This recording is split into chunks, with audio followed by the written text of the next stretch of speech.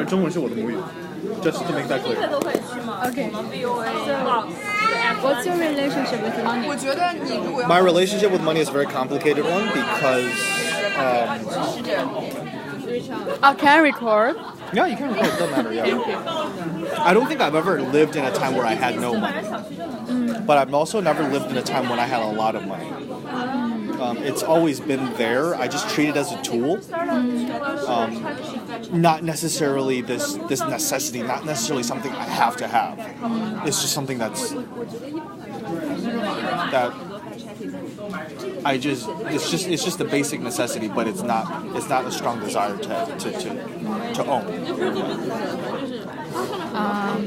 Could you raise an example of that can illustrate your relationship with money? Okay. So because I never have the strong desire to want money, I do a lot of work for free. So I'm a freelance videographer, and a lot of times when I meet new clients or I have to do work with someone for the first time, rarely do I step forward to say I need this much money.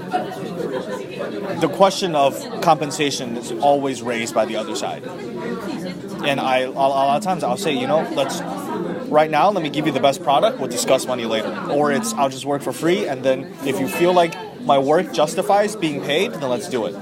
Yeah. So what do you value the most? Because money is not at the top of your priorities, so No. what do you prioritize when you work for your clients? Service and reputation. I want everybody to come to me knowing that this is a guy who is committed, this is a guy that puts quality first, and this is a guy who, yes, you need to compensate him, but he's not going to beat you to the ground for every last dollar. So are you satisfied with your relationship with money right now, currently? It's always nice to have more, but I don't think everybody needs more. There have been studies done that once you pass a certain point of personal income, it's like $75,000 or something, your happiness starts tapering off. Yeah. I also read that research. Yeah, so I don't know if they say more money, more problems. I can see that happening. Why? It's more of a, Did it happen to you? No, I see it in a lot of rich friends that my mom and dad have. The ones 1980s, 改革开放, like they broke out and started doing a lot of international business. They made huge money, and now you have investments in so many places, you have so many properties. Yes, you have the freedom to say, let me sell this house, let me get this money, I'll do whatever I want with it. But you have so many hands and so many things that it's this constant stress factor. Yeah, I don't need that. Yeah. So did the stories that your parents, friends, their experience influence how you view money? Do you think that is I think so. factor that into your attitude? Yeah. To further explain how that impact your attitude towards money? For the longest time, I saw money as an evil and not as a tool. Yeah. I saw money as something that ruins relationships, ruins friendships. And also, I study a lot of history, so money is something that people have gone mad over, and it brings out the worst in humanity. You kill for money, you rape for money, you conquer for money, you go out of your way to exploit another human being's livelihood for money. If that is the ultimate driving factor for humankind, I don't want that. Yeah. What specific book or where did you read this? Is it incorporated in your textbook, or it's your interest to read? It's my interest. Yeah. So about those experience of a parent friend, could you recall one or several that have the strongest influence, maybe a turning point for you, that had led how to say that? There's never a specific experience that sparked anything. It was this constant. It was a constant topic. So it's very common among your friends, your parents' friends, that they are living an unhappy life Not caused necessarily. by I don't think it's owning a lot of money? I don't think it's unhappiness. It's complications. Yeah. I mean, you look at, and this is something I realized when I went to South Africa. So that's a country of two extremes. The richest square mile of Johannesburg and the poorest square mile of Johannesburg are divided by one highway. People in Sandton, it's the richer part. It's jobs, house, and they seem to be in that rhythm of I need to make money, I have to make more. The poor people or rich people? The rich more so actually. Poor, they have their struggles as well. That I have to make money, but I feel a general sense of you are actually more generous when you have less, because you do not know what it means to hold a lot and to protect it. And so wealth attracts attention. And that attention attracts fear within yourself, because you are always wondering, is somebody approaching me because I have money? Is somebody trying to befriend me because I have money? And what if someone steals it? So you start living in this constant state of fear, and I don't want that. Did you get to know someone? Like, how did your impression come from? Like, from somebody telling their stories? Like, what did this impression come from?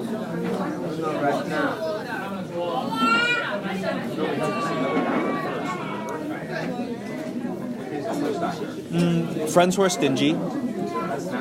Sorry? Friends who are stingy, 小气.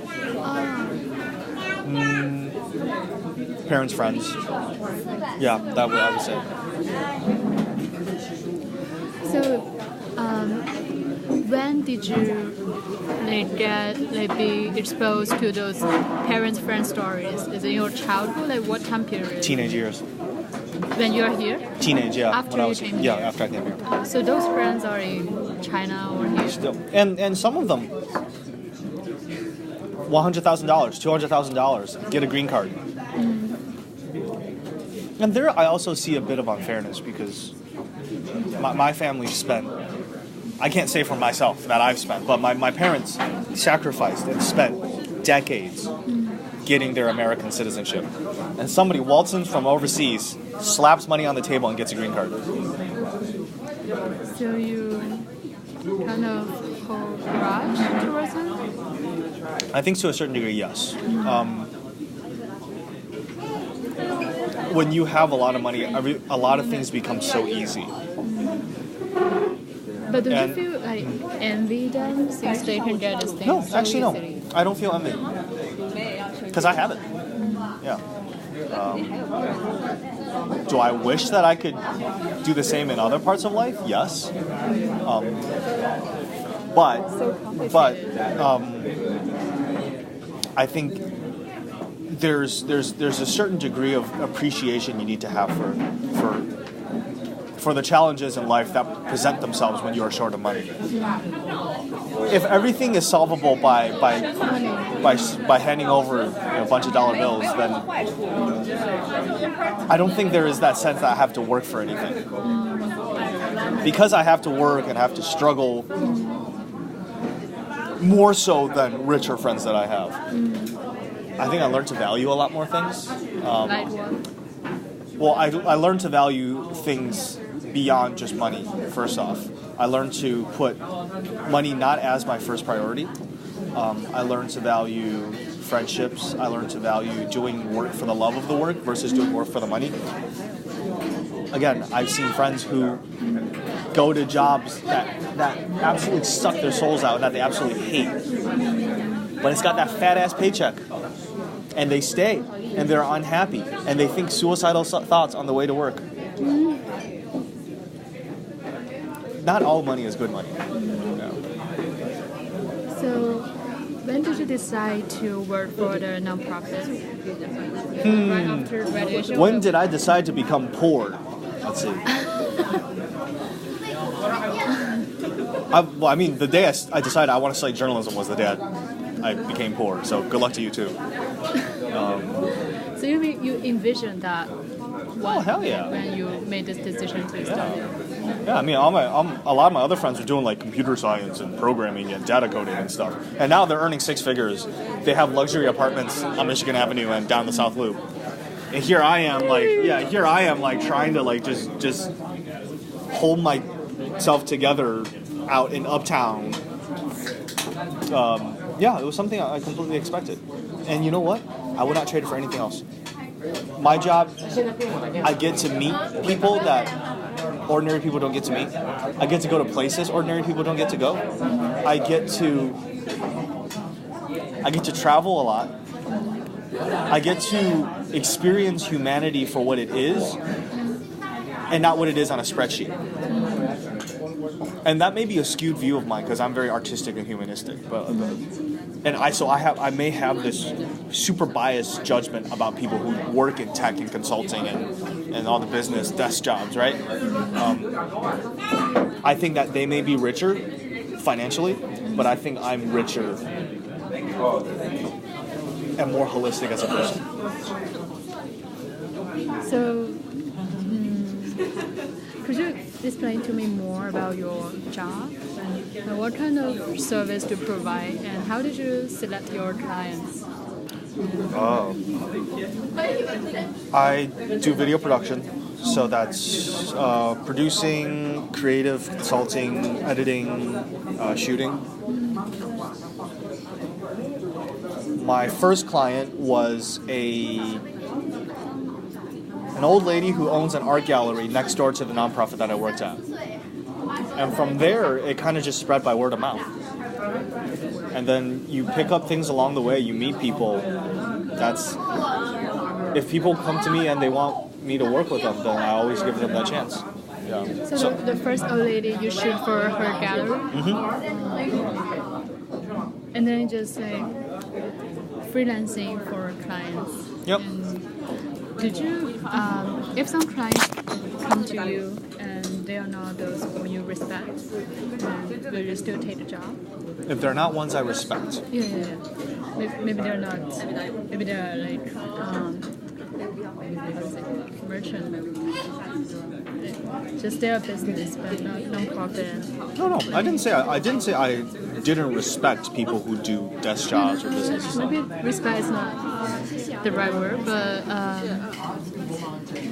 just not the ones you think are most meaningful. Sure. I mean, I'll still take the job. Again, money's a necessity. I gauge when I need it, but I also stop short to say I don't need too much of it. And you charge differently according to the clients. What kind of criteria you use when you charge them? If it's an art gallery where you're able to serve caskets of wine and steak and fish in a one-night dinner party, then I know you got a lot more dollars hiding in your sleeves, and I'm going to charge you. One, because it's not work that I am too attached to, and two, because, well, if you're willing to pay up and you think my work is good, then I'm going to value myself. But then, if you're a nonprofit that takes, that's on a tight budget, but it's education-based, you're taking kids from the South Side and you're exposing them to different things around the city and around the country. Being able to be part of that mission is payment. So I charge them way lower than what I would normally charge a person. How do you allocate your income?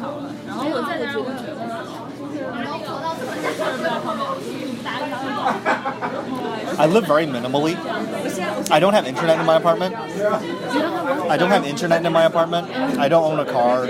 Oh, really? No. You don't have Wi-Fi? I don't have Wi-Fi. I don't own a car. I shop at Payless Shoes. I shop at Aldi for food. I live within my means. And from time to time, again, I'm never short of money. So from time to time, I'll be like, yeah, let me splurge on something. Like, I just got a new camera bag. But usually it's more so things that I need and that are worthy investments rather than just like, this looks cute, let me buy it. What kind of investment you just mentioned? Investments in my professional life, so equipment. Investment in my health, so I take Muay Thai classes. What is that? Tai Chuan. Oh. Yeah. So I would get boxing gloves, I would get shin pads, I'd invest in like protein shakes and stuff. Yeah, it's a pretty boring life, so there's not much I actually have to spend frivolously on. Do you invest in other things like financial products? Yes, but out of my monthly paycheck. Yeah, I invest in a retirement plan or whatever. Oh, are you enrolled in a retirement plan? Yeah, 403B. For what is 403B? It's like a non-profit version of 401k. Yeah. So does that need an employer to also contribute to the plan? So since you are a freelancer, who is your... Oh no, I have a full-time job and I freelance on the side. Oh, really? Yeah. What is your full-time job? Well, I left it. I just left it like a few days ago. Oh. And it was videography at a nonprofit. Now, next week, I'm going to be a multimedia producer at the University of Chicago. Oh, so that is another full-time job. So you're gonna roll over that plan to this one, and it's the same plan. Yep. Oh, okay. So within that plan, is it like you invest money in it, and then your employer will match your exactly. match your investment? That's it. And how do you allocate the money? Because do you plan to? I do what human resources tell me to do. Because I don't. You don't want to spend time on that. I don't want to. I know that it's not wise in some people's point of view, but as a 26-year-old, I don't want to worry about when I'm 62. I am going to enjoy having health. I'm going to enjoy having energy. I'm going to devote my time to the present. I will save a little bit for the future. I'm doing that. And as that day comes closer, I'll make it more and more of my priority. But I'm not going to spend my life living in worry or fear that something's not going to work out. Things always work out. I have friends who have gone through homelessness. I have friends who have gone through extreme poverty, and they somehow stand. And if one day that it comes to a point where I have to go through that, then maybe it's more of a growing experience rather than something that I should be afraid of.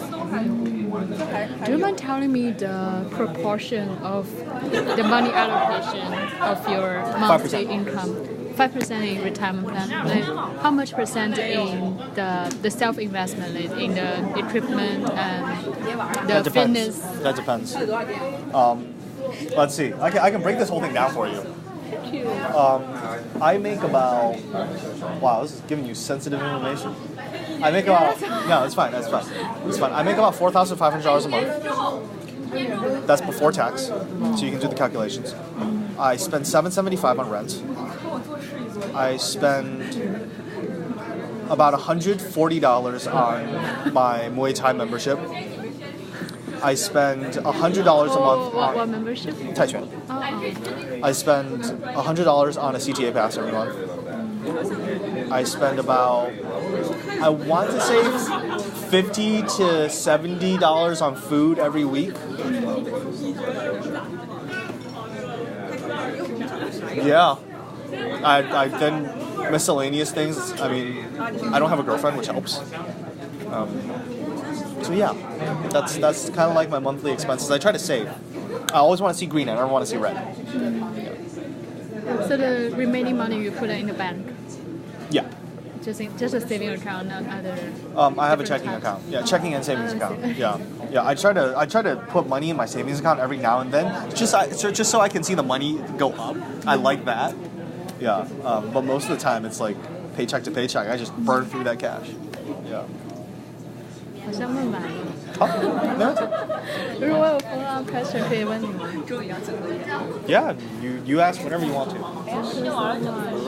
忘记第一个就是把自己的收入告诉我的。我之前问了5个人，然后就一问到收入什么的，就他们只会说 percentage， 就当然他们不会告诉我他们挣多少，这样。Too sensitive for strangers. 收入就是收入。这些东西其实我也不知道人是。谢谢你们等我。没事，我就是在怀疑你跟我做的是不是一个作业，我所有人。